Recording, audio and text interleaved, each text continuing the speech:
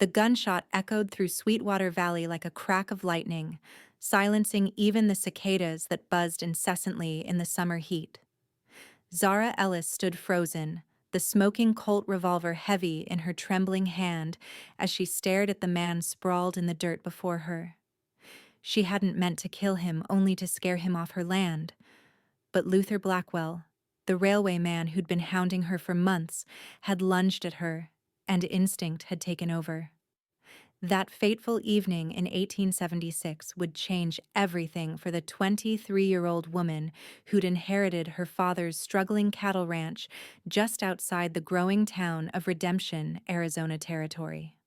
As the dust settled around Blackwell's motionless body, Zara knew her life would never be the same. "God help me," she whispered, her proud shoulders slumping as the weight of what she'd done crashed down upon her. Within hours, the news spread through Redemption like wildfire. By morning, Zara Ellis was behind bars in Sheriff Monroe's jail, awaiting judgment not just from the law but from a town that had already decided her fate.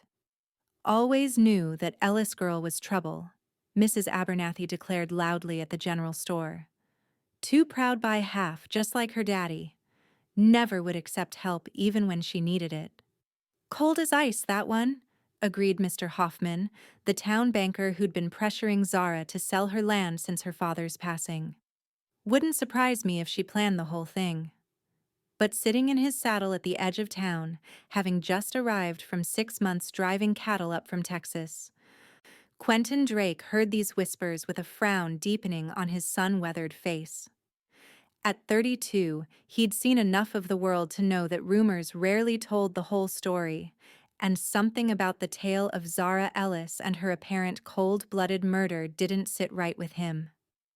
"They're saying she killed him in cold blood, just shot him down when he came to discuss buying her land," the livery stable owner told Quentin as he unsaddled his horse. "That's so," Quentin replied noncommittally, stroking his horse's neck.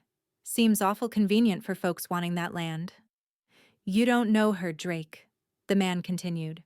"Pride's her besetting sin. Never asks for help, never accepts it. Too stubborn to admit when she's drowning." Quentin merely nodded, his mind already turning over the situation. He'd known Jonathan Ellis, Zara's father, years ago, a fair man who'd given Quentin his first job as a ranch hand when he was just 18. He owed the Ellis family, and debts of honor were something Quentin Drake took seriously. That evening, he made his way to the jailhouse where Sheriff Monroe sat with his boots propped on his desk, idly cleaning his fingernails with a pocket knife. "Drake," Monroe acknowledged with a nod. "Heard you were back in town." "Sheriff," Quentin replied. "Heard you've got Jonathan Ellis's daughter locked up." Monroe sighed, dropping his feet to the floor. "Bad business, that.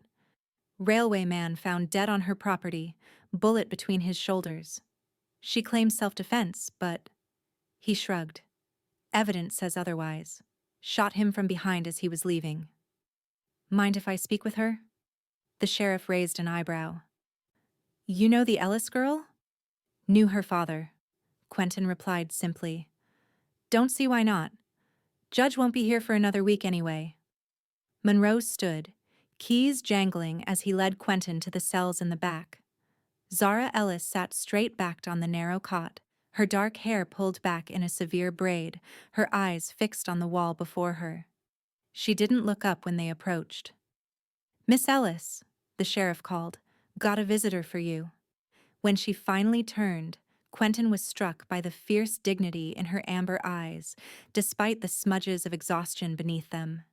He'd expected a girl, but the woman before him carried herself with the kind of strength born from hardship. "Don't know you," she stated flatly. "Name's Quentin Drake. I worked for your father years back." Something flickered in her eyes' recognition. Perhaps, but it quickly disappeared behind a wall of suspicion. "What do you want?" "Just to talk," he replied evenly. "If you're willing." Sheriff Monroe unlocked the cell. "15 minutes, Drake, and I'll be right over there," he added, pointing to his desk. When they were alone as they could be with Monroe watching from across the room, Quentin leaned against the bars, studying her. "I didn't kill him," Zara said before he could speak, her voice low but firm. "Not the way they're saying." "I figured as much," Quentin replied. "Your father wasn't the kind of man to raise a murderer."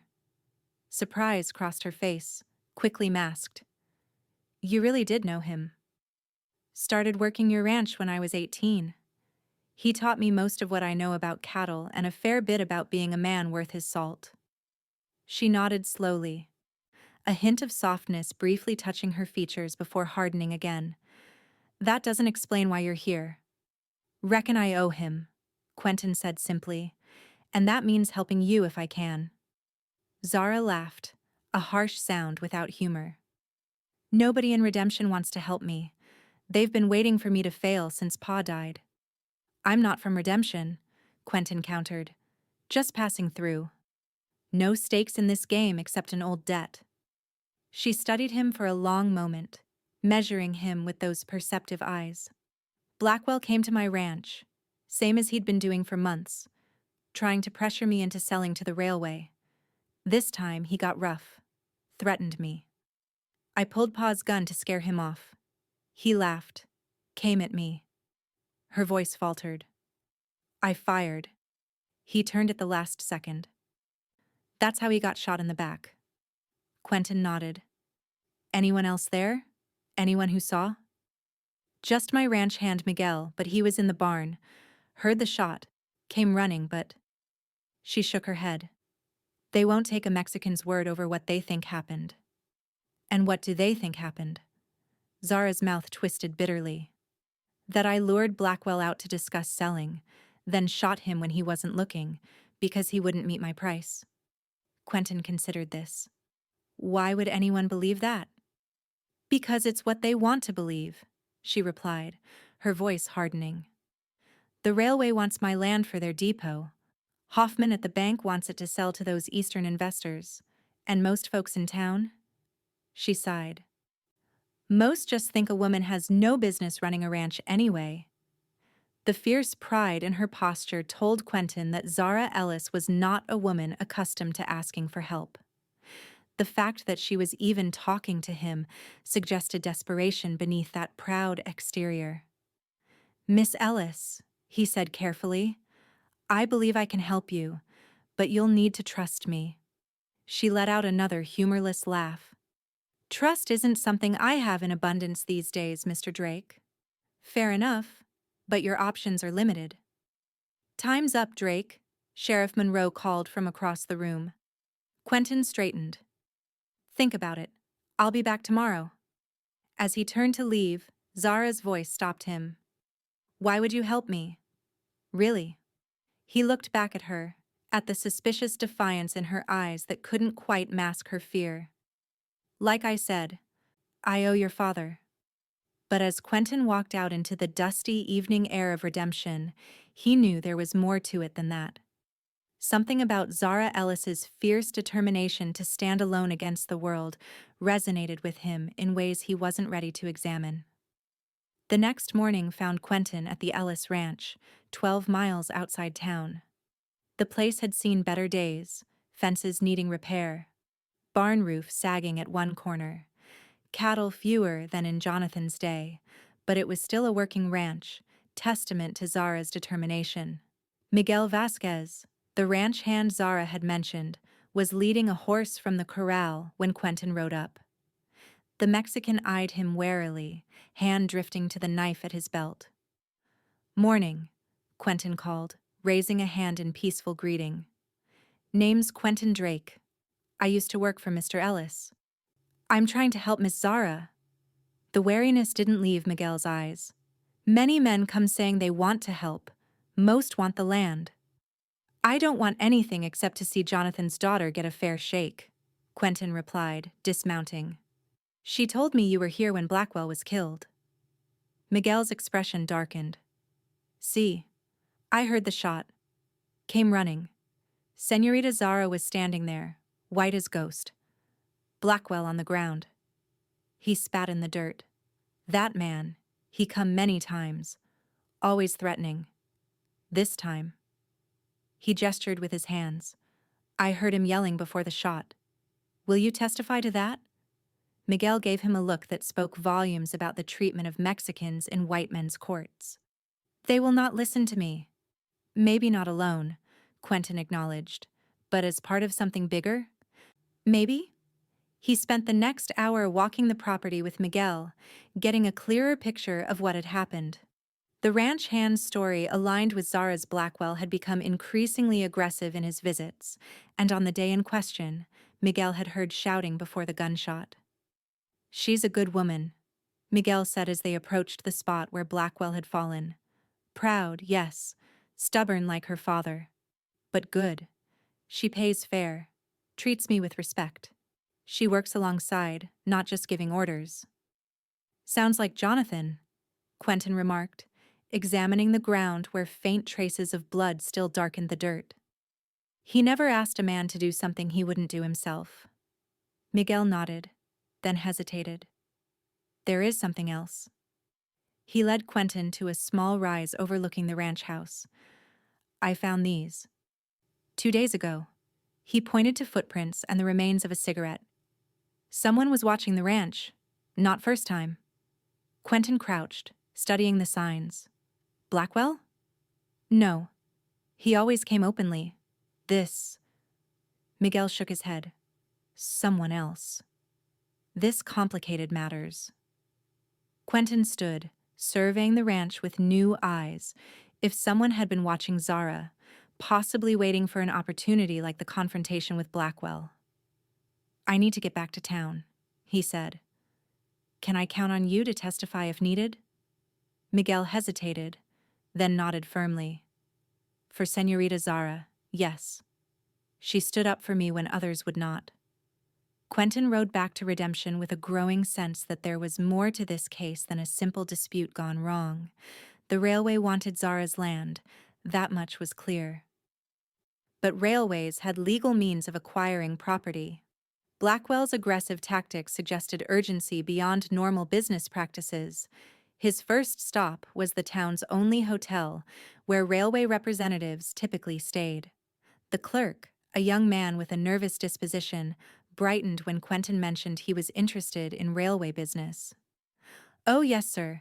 Mr. Hoffman at the bank handles most inquiries, though Mr. Blackwell was the main representative. Before? He trailed off, glancing around before leaning in. Terrible business, that. Indeed, Quentin agreed. Blackwell been staying here long? On and off for months. Him and his partner. This caught Quentin's attention. Partner? Mr. Reeves, strange fellow. Doesn't talk much. Still here, though room 204. Quentin thanked him and headed to the bank next, where Hoffman received him with the oily smile of a man accustomed to dealing with people who needed his money. Mr. Drake, the banker greeted him. What can I do for you today? Looking to settle in Redemption, perhaps? I have several excellent investment opportunities. Actually, Quentin replied, settling into the chair across from Hoffman's desk. I'm curious about the railway coming through. Heard there's been some complications with the Ellis property. Hoffman's smile tightened almost imperceptibly. Unfortunate situation. Miss Ellis has been resistant to progress. Mr. Blackwell was merely trying to negotiate a fair price when she... He shook his head sorrowfully. Well, you've heard what happened. I have, Quentin agreed, though I wonder why the railway was so set on that particular piece of land. Seems to me there's plenty of flat ground around Redemption that would suit a depot just fine. The Ellis Ranch sits at the convergence of 3 water sources, Hoffman explained. Essential for a steam railway. Plus the grade of the land is ideal, minimal excavation needed. He leaned forward. Between us, the railway was offering far more than that rundown ranch is worth. Miss Ellis's stubbornness has cost this town dearly. And you, Quentin observed. I imagine the bank would have profited nicely from the deal. Hoffman's smile disappeared entirely.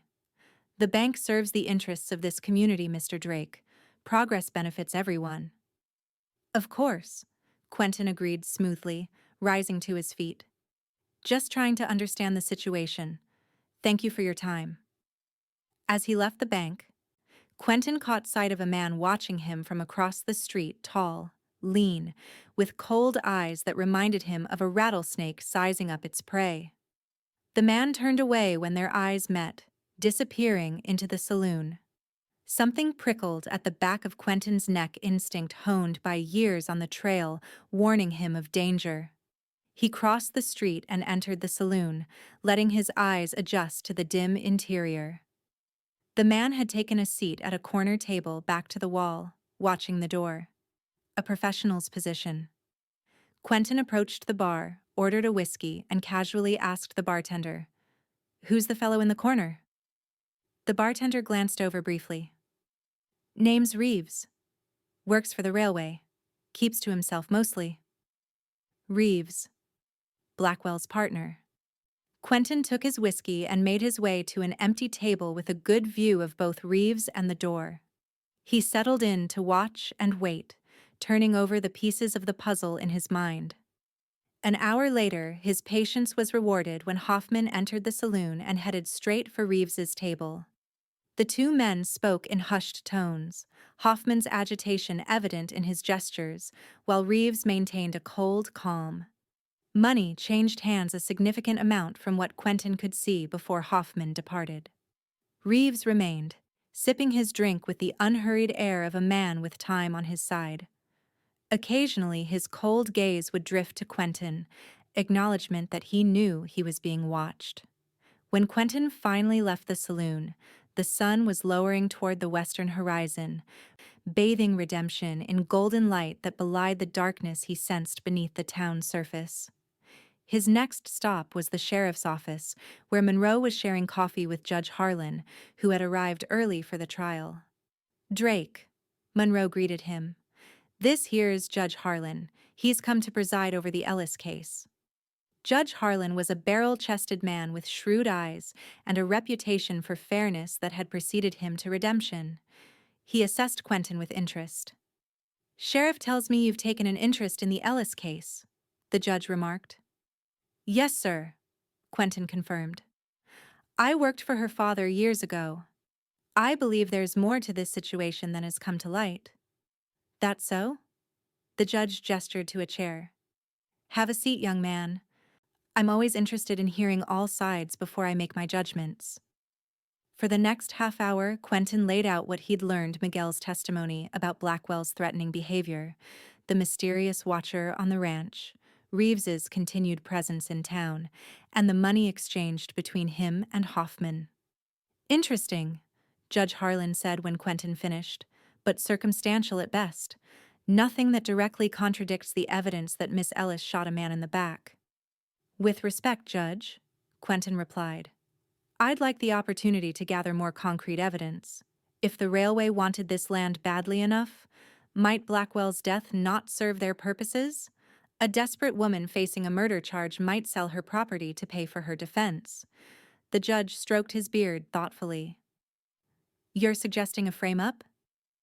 "I'm suggesting the possibility deserves investigation." Sheriff Monroe shifted uncomfortably. "Judge, with all due respect, Drake here is hardly an impartial party. He admitted to having ties to the Ellis family. And yet, he seems to be the only one asking questions about a case that, by your own admission, Sheriff, has divided this town." Judge Harlan countered. He turned back to Quentin. "How much time do you need?" 2 days, Quentin replied without hesitation. The judge nodded decisively. 2 days it is. I'll delay the arraignment. But Mr. Drake," he added, his voice hardening, "I expect solid evidence, not speculation." "Yes, sir," Quentin agreed, rising. "Thank you."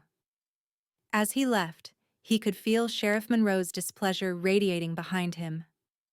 The lawman had already made up his mind about Zara's guilt, and Quentin's interference wasn't welcome. But with the judge's tacit approval, he now had room to maneuver. His first task was to visit Zara again. She looked worse than before. the strain of imprisonment etching lines around her eyes that hadn't been there 2 days ago. But her spine remained straight, her gaze unflinching when he entered her cell. "You came back," she observed, surprise coloring her voice despite her effort to sound indifferent. "Said I would," he replied, taking a seat across from her. "I've convinced the judge to delay your arraignment for 2 days while I gather evidence." Hope flickered briefly in her eyes before she mastered it. "What have you found?" He told her everything: Miguel's corroboration of her story, the watcher on her property, Reeves and Hoffman's suspicious meeting, the judge's willingness to consider new evidence.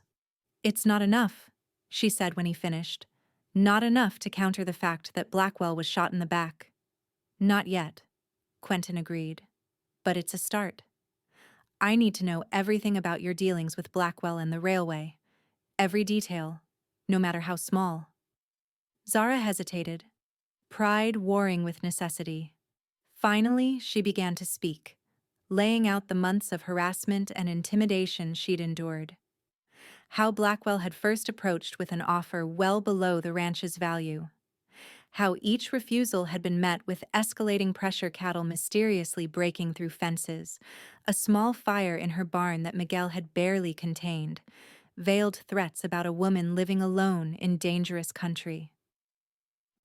"Why didn't you report this to Sheriff Monroe?" Quentin asked. Zara's laugh was bitter. "And say what? That I had suspicions but no proof? That a respectable railway representative was threatening me? Monroe's been in Hoffman's pocket for years. He'd have done nothing except warn Blackwell to be more careful." "And selling wasn't an option?" Her eyes flashed. "That land has been in my family for 3 generations.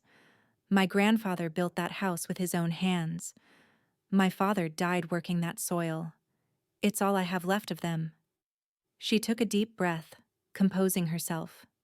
"Besides, I knew what they weren't saying: that the property has 3 year-round water sources. In Arizona territory, that's worth more than gold." Quentin nodded, understanding both the practical value of the water rights and the deeper, emotional connection to the land. "What about Reeves? Did he ever approach you?" Zara frowned. "Reeves? No, I don't think so. Blackwell was always the one who came. Tall man, lean, cold eyes, dresses like a gentleman but moves like a gunfighter." Recognition dawned on her face.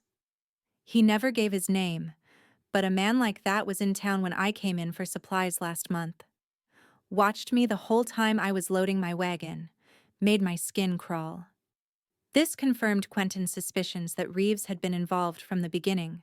The question was, how deeply? And what role had he played in Blackwell's death? "One more thing," Quentin said. "The day Blackwell died, was there anything unusual? Anything out of the ordinary before he arrived?" Zara thought for a moment. "I found the south fence cut that morning. Had to round up a dozen head that had wandered onto Fletcher's property. Took most of the day." She frowned. "When I got back, that's when Blackwell showed up. Almost like he was waiting for you to be tired and frustrated," Quentin finished. "Or like someone made sure you'd be distracted before he arrived." Zara's eyes widened slightly as the implication sank in. "You think it was deliberate? Part of a plan?" "I'm not sure yet," Quentin admitted. "But I aim to find out." As he rose to leave, Zara reached out impulsively, her fingers brushing his wrist. "Mr. Drake." "Quentin. Thank you. I know you don't have to do this." The touch sent an unexpected warmth through him, and Quentin found himself momentarily lost in the amber depths of her eyes, seeing beyond the pride to the vulnerability she worked so hard to conceal. "I'll be back tomorrow," he promised, his voice rougher than he'd intended. "Try to rest if you can." Outside, the setting sun had given way to dusk, the first stars pricking the darkening sky. Quentin headed toward the hotel, his mind turning over possible approaches to Reeves. Direct confrontation would likely yield nothing, but the man might be rattled enough by Quentin's interest to make a mistake. He was so deep in thought that he almost missed the movement in the shadows between buildings. Almost, but years on the trail had honed instincts that now saved his life, sending him diving to the side as a gunshot cracked through the evening air. The bullet whizzed past where his head had been a second before, embedding itself in the wooden post behind him. Quentin rolled, drawing his own weapon, catching a glimpse of a figure retreating down the alley. "Drake!" Sheriff Monroe's voice called from behind him. "What in blazes is going on?" "Someone just tried to kill me," Quentin replied grimly, getting to his feet. "Took a shot from that alley." Monroe strode forward, hand on his gun. "You see who it was?" "No," Quentin admitted. "Just a shape in the dark." The sheriff's expression was skeptical. "Lot of folks carry grudges in these parts. You sure this has anything to do with the Ellis case?" "Mighty convenient timing if it doesn't," Quentin countered. "First real lead I get, and suddenly bullets are flying." Monroe shrugged. Could be coincidence. But they both knew it wasn't. Someone in redemption wanted Zara Ellis convicted and her land seized and was willing to kill to make it happen. The attempt on his life had confirmed one thing for Quentin. He was getting close to the truth. The next morning, Quentin rode out to the Ellis ranch again, this time with a specific purpose. If Miguel was right about someone watching the property, there might be more evidence to be found. He needed to retrace Blackwell's final steps. Miguel met him at the property line, tension evident in his posture. "Someone came in the night," he said, without preamble. "Broke into the storage shed. Nothing taken, but papers scattered." "They're looking for something," Quentin mused. "Something they think might help Miss Ellis's case." "Or hurt whoever is behind this," Miguel added. Together they searched the shed, but found nothing obviously missing among the scattered papers and ledgers. Zara had kept meticulous records, just as her father had cattle sales, supply purchases, wages paid. "Show me exactly where Blackwell fell," Quentin requested. Miguel led him to the spot in front of the house. "Here." Señorita was standing on the porch. "Blackwell here." He indicated the positions. "After he fell, I came running from the barn." He pointed to the large structure 30 yards away. Quentin paced the distance, reconstructing the scene in his mind. If Zara had been on the porch and Blackwell here, facing her, then turned to leave. "Wait," he said suddenly. "If Blackwell was facing away when she shot him, the bullet would have entered his back and come out the front, yes?" Miguel nodded. "And the sheriff found the bullet?" "No." Miguel frowned. "I was there when he looked. No bullet." Quentin looked around.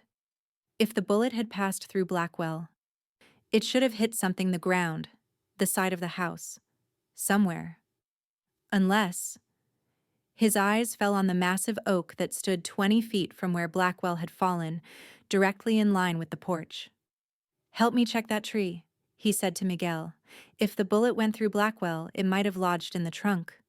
They examined the oak carefully, and sure enough, about 5 feet up, they found a small hole partially healed over with sap. Quentin took out his knife and carefully dug into the wood, extracting a flattened bullet. "This changes everything," he said, turning the piece of lead in his fingers.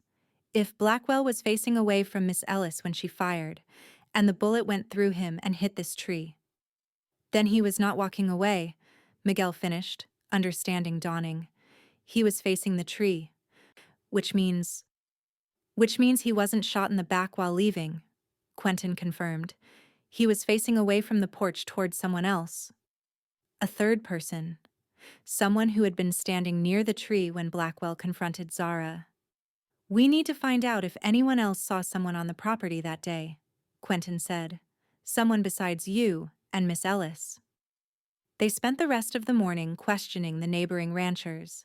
Most had nothing to offer, but Fletcher, whose land bordered the Ellis ranch to the south, remembered something odd. "Saw a horse tied up in the cottonwoods along the creek that afternoon," the old rancher said, squinting at them from his porch. "Thought it might be a drifter making camp where he shouldn't. Was about to ride over and check when I heard the gunshot. By the time I got there, place was swarming with people from town and the horse was gone. What kind of horse? Quentin pressed. Fletcher scratched his beard.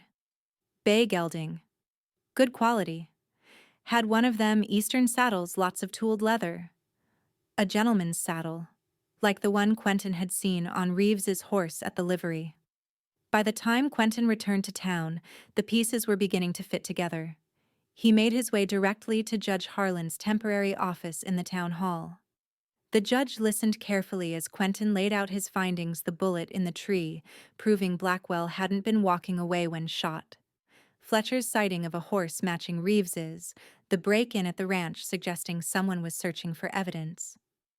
It's still circumstantial, Harlan said when Quentin finished. But it raises serious questions about the sequence of events.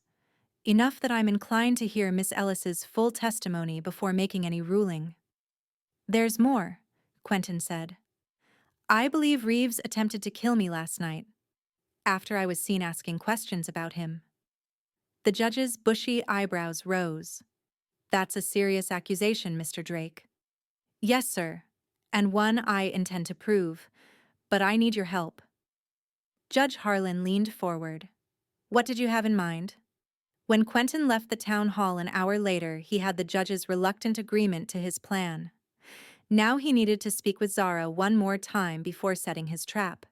He found her pacing her cell, restless after 3 days of confinement. Her face lit up when she saw him, though she quickly masked it with her customary reserve. You have news, she stated, searching his face. I do. He showed her the bullet he'd extracted from the tree. This changes the story of what happened, but I need to know exactly what you remember about that day. Every detail. Zara sank onto the cot, her composure finally cracking. I told you. Blackwell came, threatened me. I pulled my father's gun. He laughed, came toward me. She faltered. And then? Quentin prompted gently. He suddenly looked past me, over my shoulder. His expression changed, surprised, then angry. He said something like, "What are you doing here?" and turned slightly. That's when I fired. She looked up at Quentin, revelation dawning. He wasn't turning to leave. He was turning to face someone behind him. Someone he recognized, Quentin added. Someone whose presence surprised and angered him. Reeves, Zara whispered. It must have been. But why would Blackwell's partner want him dead? That's what I intend to find out, Quentin said grimly. Tonight. He explained his plan: how Judge Harlan had agreed to announce that new evidence had been discovered in the Blackwell case, evidence that would be presented at Zara's hearing tomorrow morning. It was a lie designed to flush out whoever was behind the frame-up. It's dangerous, Zara said, concern evident in her voice. If Reeves killed his own partner, he won't hesitate to kill you. I'm counting on him trying, Quentin replied, but I'll have help. The judge has convinced Sheriff Monroe to provide deputies. Zara reached through the bars, her fingers finding his. Be careful, Quentin. She stopped, a flush rising to her cheeks. I've lost too much already. The warmth of her hand in his, the vulnerability in her eyes, Quentin found himself drawing closer to the bars, his free hand rising to touch her cheek. I'll be back tomorrow, he promised softly, and you'll be free. For a moment they remained there, connected by touch and gaze, something unspoken passing between them. Then Quentin reluctantly pulled away, aware of the sheriff watching from across the room. Tomorrow, he repeated, holding her eyes with his. That night, Quentin positioned himself in the empty law office across from the jail, a perfect vantage point to watch both the street and the rear alley behind the sheriff's office. Judge Harlan had made his announcement about new evidence at the saloon earlier, ensuring the news would spread quickly. If Reeves took the bait, he would make his move tonight. The evidence supposedly locked in the sheriff's office would have to be destroyed before the hearing, and Quentin would be waiting. The hours ticked by slowly. Midnight came and went, the town growing quiet as even the saloon closed its doors. One by one, lamps were extinguished in windows up and down the street. It was nearly 2 in the morning when Quentin spotted movement in the shadows behind the jail. A figure, moving with careful stealth, approached the rear door. The lock was quickly picked professional work, and the figure slipped inside. Quentin gave it 30 seconds, then moved. He crossed the street silently, drawing his pistol as he reached the sheriff's office. The front door was locked, as expected. He made his way around to the side window they had deliberately left unlatched and eased it open. Inside, he could hear someone moving in the sheriff's office, the sound of drawers being opened and papers rustled. Quentin slipped through the window and moved silently toward the office doorway. Reeves was bent over the sheriff's desk, rifling through papers by the light of a small lamp. His gun lay within easy reach beside him. He was so focused on his search that he didn't notice Quentin until the click of a hammer being cocked froze him in place. "Looking for something?" Quentin asked softly. Reeves straightened slowly, his cold eyes meeting Quentin's over his shoulder. "Drake, I should have taken care of you more permanently last night." "Yes, you should have," Quentin agreed. "Raise your hands and step away from the desk." For a moment it seemed Reeves would comply. Then suddenly he swept his arm across the desk, sending the lamp crashing to the floor. The glass shattered, oil spreading and igniting instantly. In the confusion, Reeves lunged for his gun. Quentin fired, his bullet grazing Reeves's arm, causing him to yelp in pain but not deterring him. Return fire sent Quentin diving behind a filing cabinet as flames began to spread across the wooden floor. "You don't understand what's at stake," Reeves called over the growing roar of the fire. "That land is worth a fortune. There's silver under it, a whole vein that continues from the Prescott mines. The railway doesn't just want a depot, they want the mineral rights." "So you killed Blackwell and framed Miss Ellis," Quentin replied, trying to keep Reeves talking while he maneuvered for a better position. "Your own partner." "Blackwell got greedy," Reeves spat. "Wanted to cut a side deal with the Ellis woman. Split the profits from the silver if she sold directly to him instead of the railway. He wasn't supposed to be there that day." The fire was spreading rapidly now, smoke filling the room, making it hard to see or breathe. Quentin heard shouting from outside the fire had been noticed. "It's over, Reeves," he called. "The judge knows everything. Even if you kill me, you can't silence the truth." Reeves's laugh was harsh. "Watch me." A shadow moved through the smoke, and Quentin rolled as bullets splintered the wood where he'd been crouching. He fired back, heard a grunt of pain, then silence. The heat was becoming unbearable, the smoke too thick to see through. Quentin dropped to his hands and knees, crawling toward where he thought the door should be. His lungs burned, his eyes watering as he struggled to find his way out. Suddenly, hands grabbed him, pulling him forward. "This way!" Sheriff Monroe's voice shouted above the roar of the flames. "Hurry!" They stumbled out into the night air, coughing and gasping. Behind them, the sheriff's office was fully engulfed, flames shooting from windows and doors. "Reeves," Quentin managed between coughs. "Still inside." Monroe shook his head grimly. No one could survive in there now. Judge Harlan appeared beside them, face grave as he watched the building burn. "Did you get what we needed?" Quentin nodded. Reeves confessed. The railway discovered silver on Ellis land. Blackwell was planning to double-cross them, make a private deal with Zara. Reeves killed him for it. "And you heard this?" the judge pressed. "Every word," Sheriff Monroe confirmed reluctantly. "I was at the back door like you ordered, Judge. Heard it all before the fire drove me back." The judge nodded decisively. "Then the case against Miss Ellis is dismissed. She'll be released immediately." Monroe hesitated. "Judge, the jail cells are in the same building." Horror washed over Quentin as realization struck. "Zara!" he shouted, lunging toward the burning building. Strong arms caught him, held him back. "You can't go in there," Monroe insisted. "It's a death trap." "She'll burn alive." Quentin struggled against the sheriff's grip. "Let me go." "Drake!" Monroe shouted, turning him forcibly. "Look." Following the sheriff's pointing finger, Quentin saw what he had missed in his panic: Zara, wrapped in a blanket, being led away from the rear of the building by one of Monroe's deputies.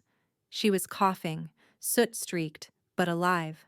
Relief buckled his knees, and for a moment he simply stared, drinking in the sight of her.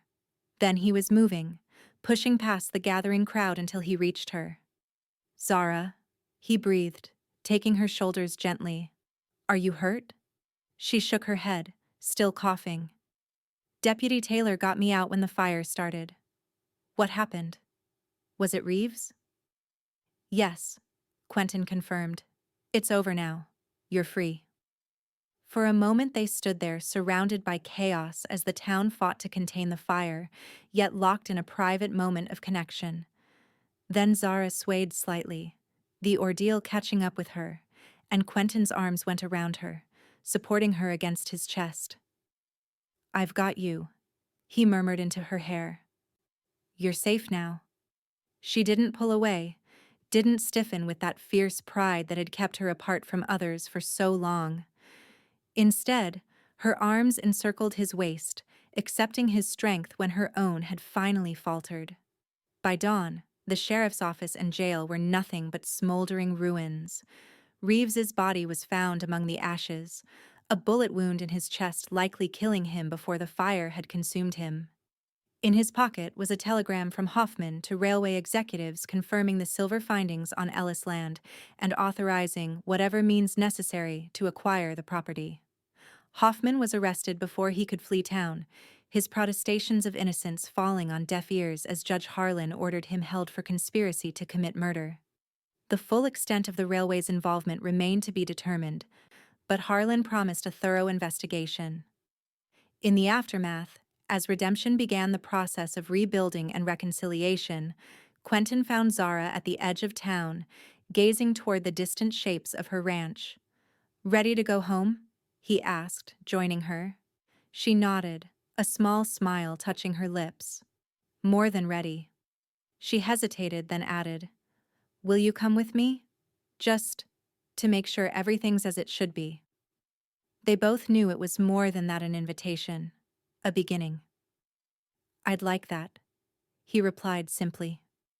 The ride to the Ellis ranch was quiet, each lost in their own thoughts about all that had happened and what might come next. When they crested the final rise and the ranch house came into view, Zara reined in her horse, gazing down at her home with complicated emotions playing across her face. "I almost lost it," she said softly. "Everything my family built." "But you didn't," Quentin reminded her. "You fought for it." She turned to look at him, sunlight catching the amber of her eyes. "I had help, though I wasn't very gracious about accepting it at first." "You had every right to be suspicious," he replied. "This town wasn't kind to you." "Not just suspicious," Zara admitted. "Proud. Too proud, maybe. Everyone said so, that I was too proud to ask for help, too proud to admit when I was drowning." She sighed. Maybe they were right. Quentin studied her, seeing past the barriers she'd built to the woman beneath, strong yet vulnerable, fierce yet gentle when allowed to be. "Pride kept you going when nothing else would," he said finally. "There's no shame in that."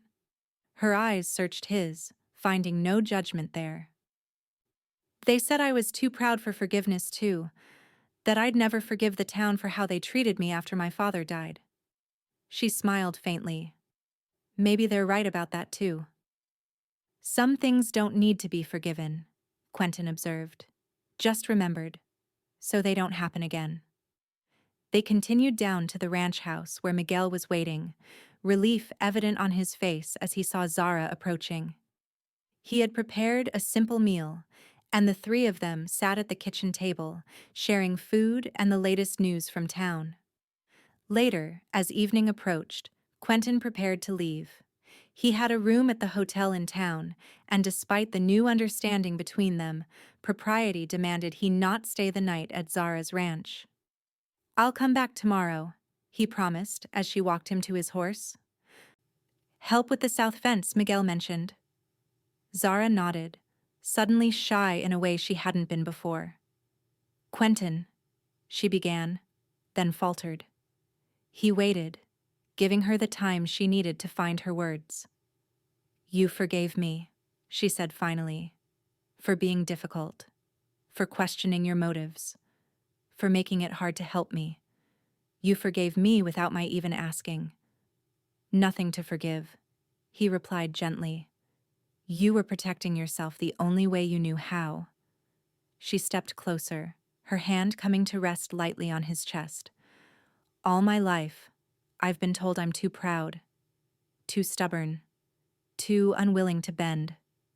My father said I got it from my mother. She was the same way, before she died." "Your mother must have been quite a woman," Quentin said, covering her hand with his own. "She was." Zara's smile held both sadness and pride. "But her pride cost her too. She wouldn't let my father call the doctor when she first got sick, said she'd get better on her own." The smile faded. "She didn't." Understanding dawned. "And you're afraid your pride will cost you too." Zara nodded, vulnerability naked in her eyes. "I don't want to lose what's starting between us because I'm too proud to say what I feel." Quentin felt his heart swell with tenderness for this brave, complicated woman. Slowly, giving her time to pull away if she chose, he bent and pressed his lips to hers. The kiss was gentle at first, a question rather than a demand. But when Zara's arms slid around his neck, her body melting against his, it deepened into something more profound, a promise, a beginning. When they finally parted, both a little breathless, Quentin rested his forehead against hers. "I'll be back tomorrow," he repeated softly, "and the day after that. For as long as you want me to be." "That might be a very long time," she whispered, her fingers tracing the line of his jaw. "I'm counting on it," he replied with a smile. The next weeks passed in a blur of work and healing. Quentin moved his few possessions into the bunkhouse, insisting on propriety despite Zara's raised eyebrow and pointed comment about the emptiness of her father's house. But both knew that some things shouldn't be rushed, that what was growing between them deserved time and careful tending. Together with Miguel, they repaired fences, rounded up scattered cattle, and restored the ranch to something resembling its former prosperity. The railway, stung by the scandal and facing investigations into its business practices, withdrew its interest in the property at least for now. In town, attitudes toward Zara slowly began to shift. The revelations about Hoffman and the railway had cast her ordeal in a new light, and many who had been quick to condemn her now found themselves reconsidering. A few even came to the ranch to offer awkward apologies and tentative olive branches. Zara accepted these overtures with grace, but without effusiveness. She might not have been too proud for forgiveness, as some had claimed, but neither was she willing to pretend the wounds hadn't cut deep. "Some of them are only being nice because they're afraid there really is silver on my land," she remarked to Quentin one evening as they sat on the porch, watching the sunset paint the distant mountains in shades of gold and purple. "Probably," he agreed with a chuckle. "People are complicated." "Is there?" she asked suddenly. "Silver on my land?" Quentin considered the question.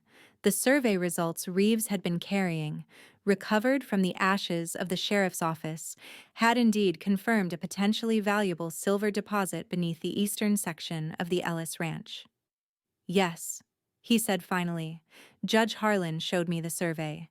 There's a vein that runs under about 20 acres of your property.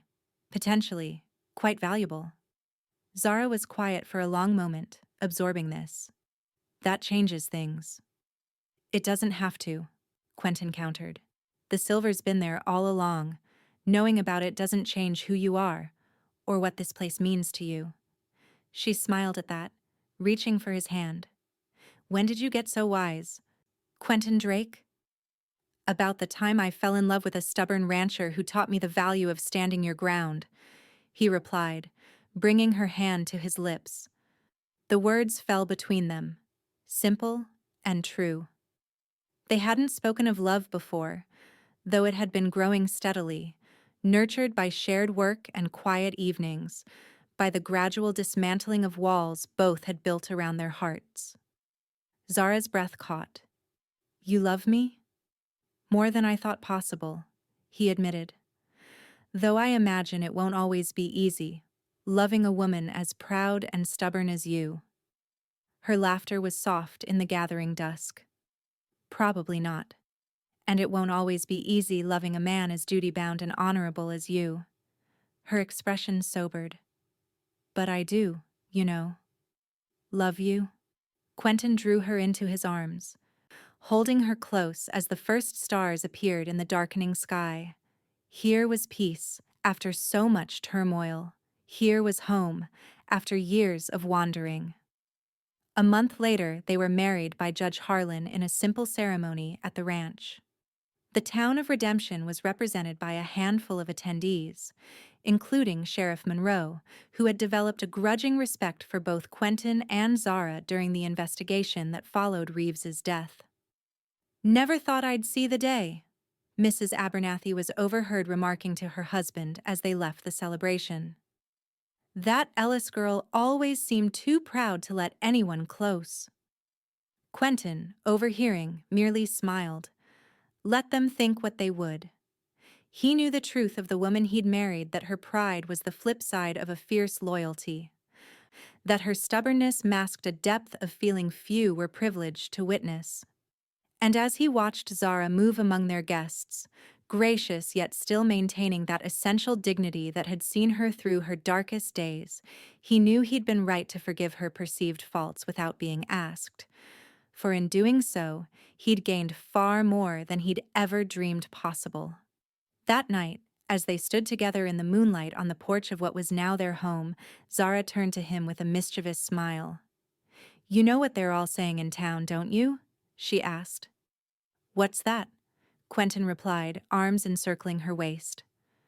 That you must be either a saint or a fool, she said with a soft laugh, to take on a woman too proud for forgiveness. He shook his head, smiling. They don't know you like I do. No, she agreed, her expression softening. They don't. But you forgave me anyway, didn't you? Without my ever asking. There was nothing to forgive, Quentin insisted. Just a woman protecting what was hers the best way she knew how. Zara reached up to touch his face, her eyes reflecting the starlight. And now you're mine to protect as well, she said softly. As I am yours. As their lips met in the silver moonlight, Quentin Drake knew he had found what he hadn't even known he was seeking, not just a partner, but a home. A place to belong. And in Zara's arms, all the wandering years fell away, leaving only this moment, this woman, this love that had been worth every struggle. In the years that followed, the Ellis Drake Ranch prospered. They decided to mine the silver selectively, using the profits to expand their cattle operation rather than transforming the ranch into something unrecognizable. It was a balance that honored both the past and the future, much like their marriage. Redemption grew as well, though more slowly and honestly than the railway had envisioned. Judge Harlan's investigation led to reforms that protected small landowners from the more predatory practices of large companies. Hoffman served 5 years in territorial prison for his role in the conspiracy, returning to find his influence in the town greatly diminished. And if there were still those who whispered that Zara Ellis Drake was too proud for her own good, those whispers held a new note of respect. For they had seen how that pride, tempered by love and partnership, had transformed not just a struggling ranch, but an entire community. As for Quentin and Zara, they found in each other the perfect counterweight, his patience balancing her fire, her determination complementing his steadiness. And on quiet evenings, sitting on the porch of the home they now shared with two young children, they sometimes marveled at how close they had come to losing everything, and how much they had gained through forgiveness freely given and pride finally set aside. They said I was too proud for forgiveness, Zara would sometimes remind him, her head resting on his shoulder as they watched the sunset paint the western sky. And Quentin would always answer, I forgave you without asking. It became their private joke, their personal reminder of the journey that had brought them together. But beneath the teasing words lay a deeper truth, that love sees beyond pride and stubbornness to the heart beneath, and that sometimes the greatest courage lies not in standing alone, but in allowing oneself to be forgiven.